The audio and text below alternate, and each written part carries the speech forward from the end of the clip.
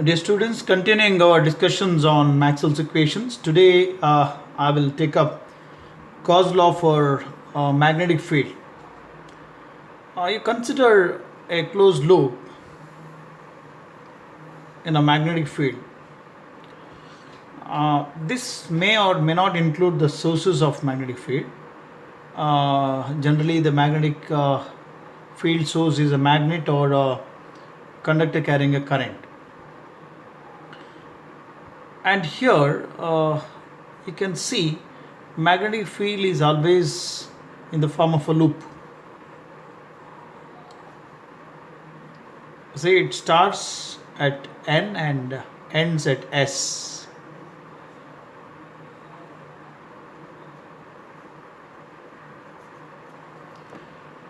If you consider any one magnetic flux line, it enters into the surface, and for every flux line which is entering into the surface, there is a other flux line which is emerging out of the surface somewhere else. So I can write the net outward flux or the total outward flux is equal to the total or the inward flux. You should write inward flux. Okay.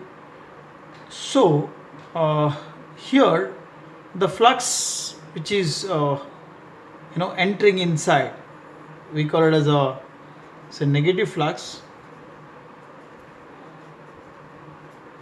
The flux which is entering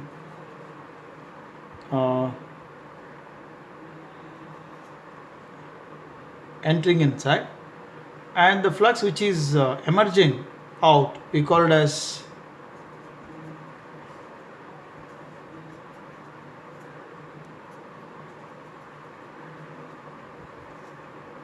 emerging flux, or which is called as the positive flux. So when we see what is the net flux over these, we call it as a Gaussian surface for the magnetic field. So the total flux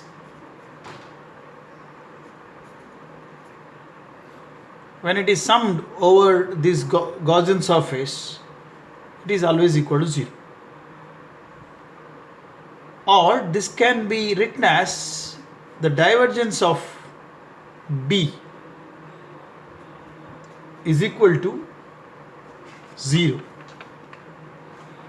So this is known as Gauss law for magnetic field, or this is also known as the second equation of Maxwell. Moving on to the next discussion, we'll discuss the Ampere's law.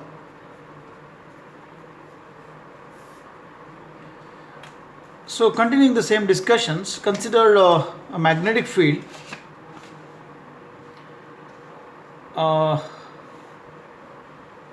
say I'll discuss a coordinate system here. I'll take this as some x, so it's y and z. Now you consider a point P in the magnetic field. Now of say H is a magnetic field. Now just to visualize the curl, let's consider a rectangular loop.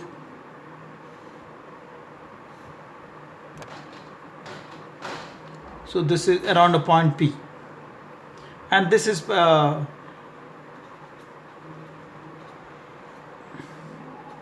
just imagine. So this is parallel to here XY plane. This loop is parallel to XY plane. Now let us say J, Z and AZ cap. These are the current densities along Z axis, and the unit vector respectively. Naturally, when a current flows along the z-axis, you know that the magnetic field will be, curling like this. So that is being shown by this particular loop. Now, when I take the line integral of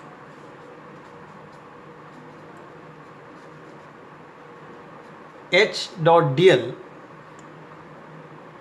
along the loop ABCD, then it can be shown that the curl of H is equal to its JZ AZ dot AZ cap.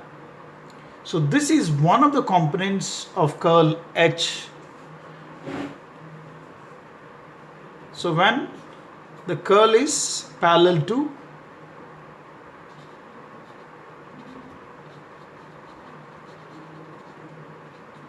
XY plane. Now just imagine when the curl is parallel to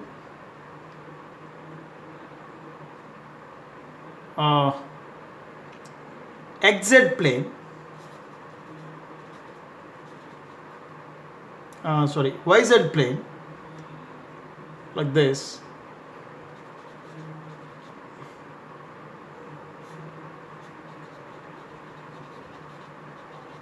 To YZ plane. So this is the YZ plane. Now this is the loop is like this. Now when the curl is like this, which is parallel to YZ plane, then the component of the curl H, I can write it as, so when the curl is parallel to YZ plane, then the current density is Jx Ax dash. Now when the curl is parallel to XZ plane, so here this is the XZ plane. So naturally, if you can just imagine a loop like this, so this is the curl along the loop which is parallel to XZ plane, and here naturally the current has to be along y-axis. So we can write the curl H, the component 2, is equal to Jy Ay dash. So the total curl, in the sense these are curl H 1,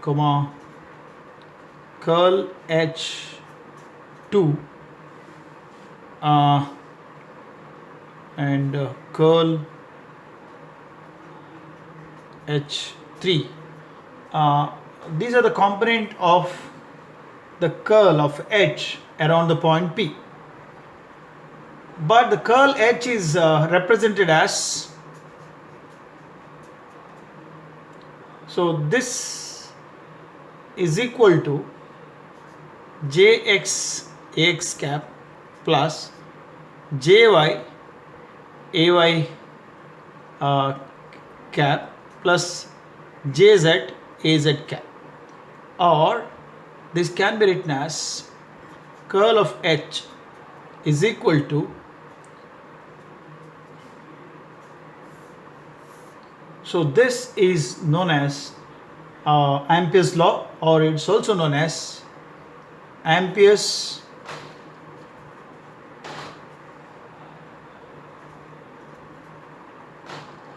circuit law. So I'll conclude with this discussion today. Thank you.